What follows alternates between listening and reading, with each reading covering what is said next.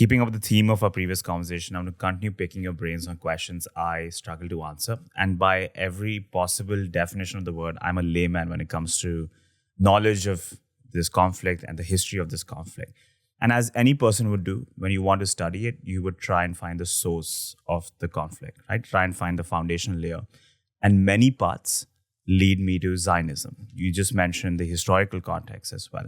And the problem now is, when you come across the source of Zionism, I find it very confusing to even find a good definition. Because on one hand, you have someone like Benjamin Netanyahu who says there's no difference between anti-Zionism and anti-Semitism.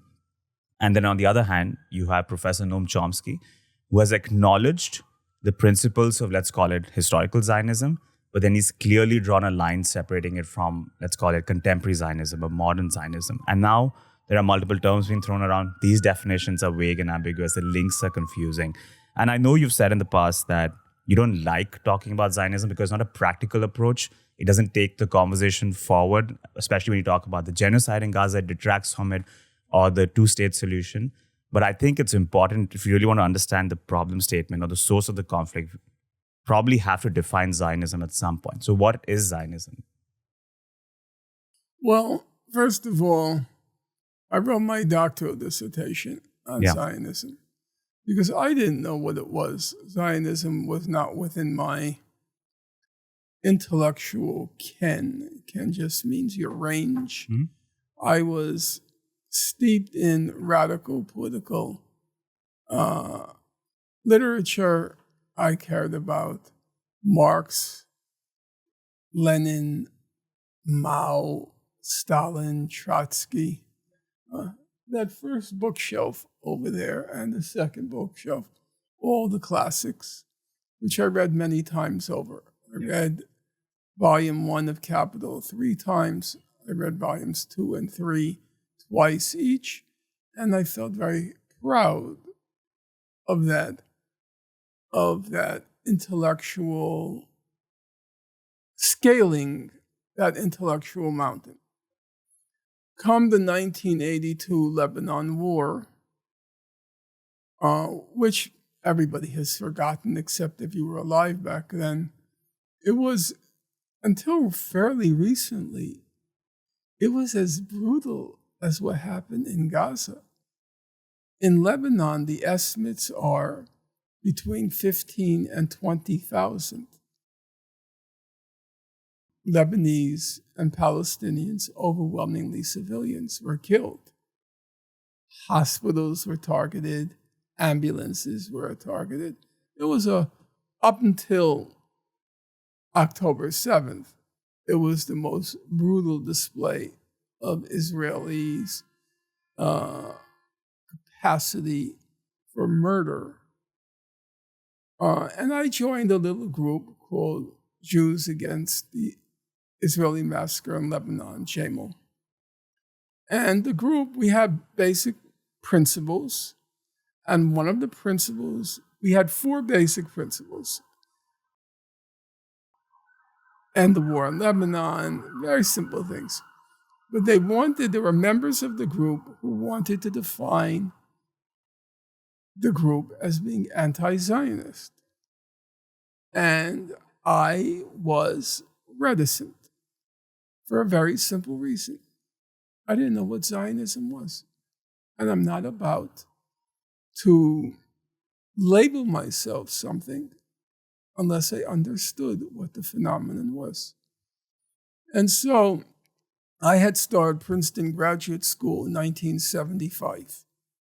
I was, I think, 20 years old at the time when I started graduate school. And I couldn't figure out a dissertation topic. So when this political dilemma arose with the group, I said, okay, I'll sit down, I'll read everything I can on the subject, and maybe I'll turn it into my doctoral dissertation. I'll have a subject. So I read, you might say voraciously, on the subject of Zionism. What is Zionism? If I were to try to define it, I would say there was in the 19th century what was called the Jewish question. The animists, that was directed against Jews, and the seeming incapacity for nation states to overcome that animus towards Jews. And it took various forms. There was the famous Dreyfus case in France. A French captain named Alfred Dreyfus, he was Jewish, and he was accused of being a spy for the Germans. And there was a famous trial, and the trial was a miscarriage of justice. I mention that because France was the home of what you might call liberal nationalism. It supposedly, or it purported to be willing to absorb everybody in its midst who was willing to commit themselves to being a citizen of France. But Jews became citizens. They became good citizens.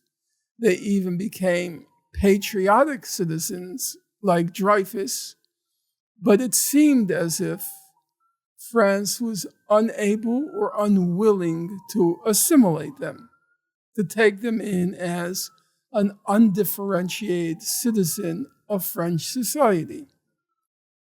And then in Eastern Europe, the picture was obviously much more bleak, with the explosion of pogroms against Jews in the late 19th century. In fact, all the great, what were called aliyahs, that's the immigration of Jews from Europe to Palestine. There was what was called a first aliyah, a second aliyah, and a third aliyah. And each aliyah is the Hebrew word for ascending. So you're like ascending when a Jew goes to Palestine. Each aliyah coincided with another outbreak of pogroms, these state-sponsored riots of Jews in Eastern Europe. So there was the Jewish question, this inability of Jews to, quote unquote, assimilate into the nation states of Europe, Western, Central, and Eastern Europe. And there were various solutions put forth. If you're a member of the communist or anarchist left, you believe the answer was a socialist revolution, that the Jewish question was a product of capitalist society. And if you can eliminate capitalist society, you'll eliminate the oppression of Jews. Then there were groups like what were called the Bund, B-U-N-D. And they wanted to preserve Jewish ethnicity or Jewish nationality, but they wanted to preserve it within the countries where they lived. You know, sort of like a form of ethnic nationalism within a state. You know, I can give you 100 examples. You take our northern neighbor, there's Canada. The Quebecois are part of Canada, but they preserve their cultural identity. They preserve their language of French. So you're within the state, but you preserve your ethnic identity. Obviously, Spain is another example, the Basque and the other nationalities in Spain, Catalans. That was the Bund. And then there was a third group, very small, tiny, infinitesimal. They were called Zionists. And they believed that it was impossible for Jews to assimilate within the nation states of Europe, that it was normal for every nationality to have its own state. And Jews being a nationality, they should form their own independent state. And the state should be located in their what was called ancestral homeland, which was Palestine. So, in its concept, Palestine was, Zionism was pretty harmless. I don't like the idea of dividing peoples into their national identities. I still believe in the idea of one world, one people, one humanity. But if the Zionists had packed their bags and gone off to some abandoned South Sea island, would anyone care? Of course not. It was in its essence, it wasn't a pernicious doctrine. But then all sorts of things happened. Their ancestral homeland was not empty. That was a problem. That ancestral homeland was coveted by all the major powers for various reasons. The British wanted Palestine because it was the northern flank of the Suez Canal. They wanted to protect the Suez Canal. They wanted Palestine.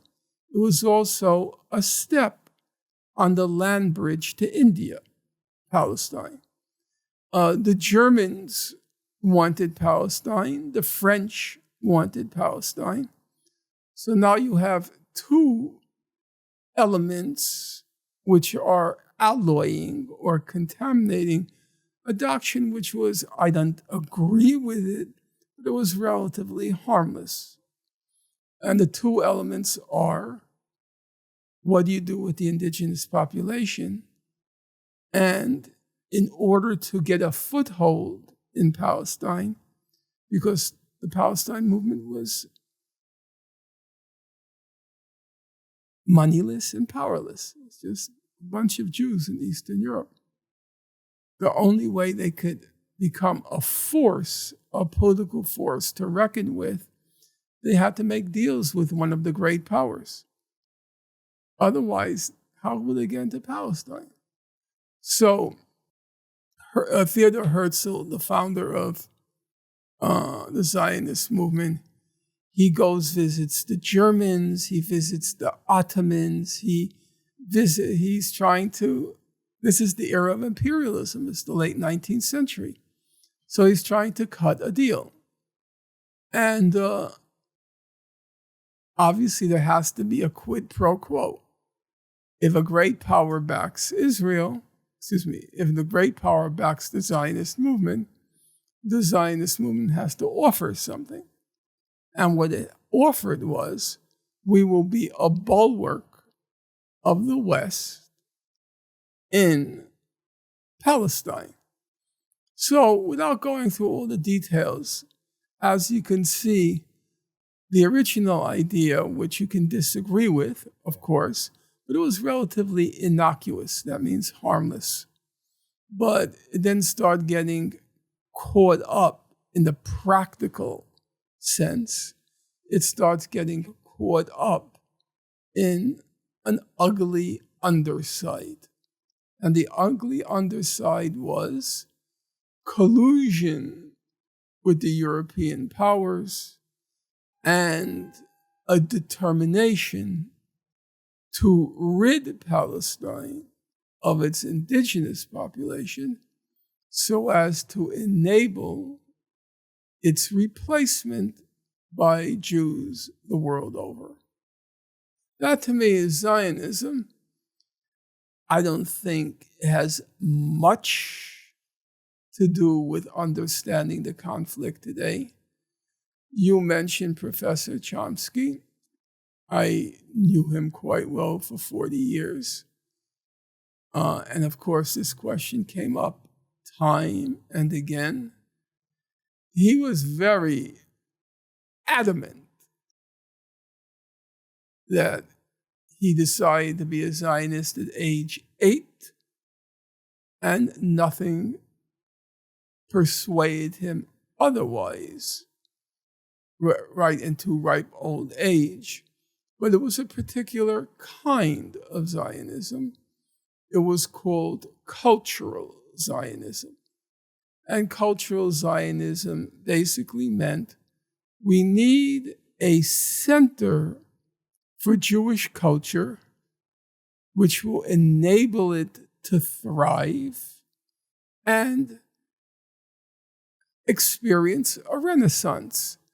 In Professor Chomsky's home, you were not allowed to speak English. You could only speak Hebrew. His father, William Chomsky, he wrote a classic book on the joys of the Hebrew language. So he was very steeped in Hebrew culture. He told me this story that sometimes members of his extended family, they were so steeped in Hebrew culture that he said, an aunt, when she called down to the department store in Philadelphia, they were all in Philadelphia, they wanted to make a request to purchase something. She made the request in Hebrew. She had forgotten you have to speak English. So he was very close to that ideal of cultural Zionism. But obviously, that has nothing whatsoever to do with the realities today. I believe that when the head of the Israeli Information Center for Human Rights in the occupied territories, his name was Haggai Elad. And there was a period about a decade ago or more already, about a decade ago, there was a whole debate within the human rights community as to whether or not Israel was an apartheid state. And Human Rights Watch produced a voluminous report. Amnesty International produced an even more voluminous report. And then there was B'Tselem, the Israeli Information Center for Human Rights in the occupied territories. And they produced a report under the stewardship, the directorship of Haggai Elad. It was a relatively small report, but I thought it accurately captured the problem. It said, between the Mediterranean and the Jordan River, including the West Bank, Gaza, and the state of Israel, it said there's only one state. Let's stop kidding ourselves. There's only one state. And it said that state is built on the foundation of Jewish supremacy. That's the essence. That maybe there are different gradations in the state of Israel. Arabs are second or third class citizens. In the case of the West Bank, the Arabs are effectively living in an apartheid system. And in the case of Gaza, they were living in a concentration camp. So there were gradations. But the bottom line was Jews reigned supreme. Legally, economically, politically, it's a Jewish supremacist state. And that struck me as very simple and absolutely correct. So you don't have to introduce Zionism and read the tomes that I had read in order to write my doctoral dissertation. Everybody understands white supremacy. If you talk to Americans about white supremacy, they think of the American South, pre-civil rights era. If you think about white supremacy, you think about South Africa, a white supremacist state. So the idea of a Jewish supremacist state, it's not complicated, you understand. Yeah. It means where one side has all the rights and the other side has gradations of no rights. Okay? So, and Gideon Levy, the Israeli journalist, he's a very decent guy. He said at one point, fairly recently, he said, quote, Zionism means only one thing in the current world. It means Jewish supremacy. So I think we should steer away from terminology like Zionism, which embraces within its fold a Noam Chomsky and a Benjamin Netanyahu. Right. So it doesn't communicate a clear idea, and to use terminology which anyone understands and which actually is accurate. It's a Jewish supremacist state. It's also an obnoxious, self-righteous Jewish supremacist state, but Jewish supremacist, yes.